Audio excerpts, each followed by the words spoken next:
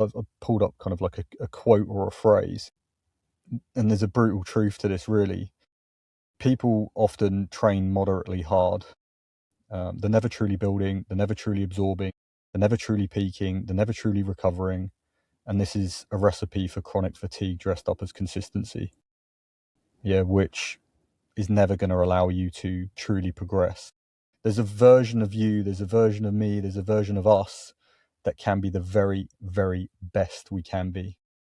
That doesn't go from or come from egotistical training, where we try and push down the boundaries by racing so much more than we necessarily need to, training more than we need to, and also neglecting the recovery and the absorption and adaptation phases, which are absolutely crucial, not just for here and now and this week and this month or this season. It's this year and for many, many years to come. So it's staying in the game for as long as possible. So it takes a lot of discipline to really have the restraint, but also it takes understanding and discipline to stick to training. But in order to do that, we need to have an understanding through education, and that's what we aim to do here on the podcast, and that's certainly what we do within our community, is education and empowerment.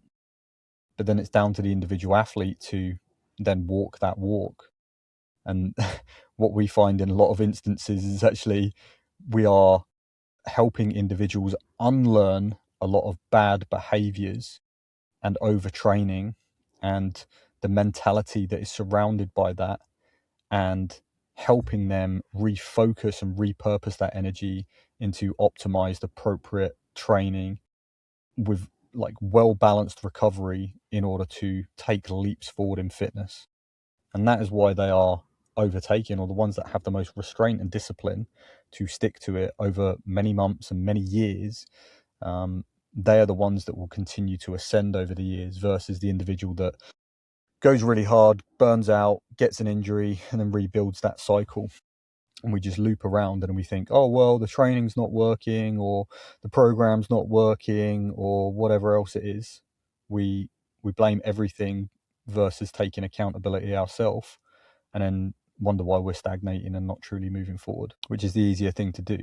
Like, I guarantee, like, I know that I'm not at peak fitness. I've not reached my genetic potential. That will take me 10 years probably to do that, of doing the right thing time and time and time again. So if you've hit a wall, it's not your genetic expression, it's the way you conduct your training and your mentality around it that affects the ability for you to perform. Okay, so nothing changes if nothing changes, and if you feel like you've stagnated, or you're not progressing as much as you could be, it doesn't necessarily mean that you need a new approach or new program or new focus. It's looking at where you're not performing the best that you can be through actions that you're taking or not taking. And something we offer when you join the OCR school, which is our free community group, is a race review audit with myself, where we can go into what's working, what's not. So there's an opportunity to join the OCR school on the link below. And if you feel called, you can book one of those so we can look at it in a bit more detail to get you moving forward.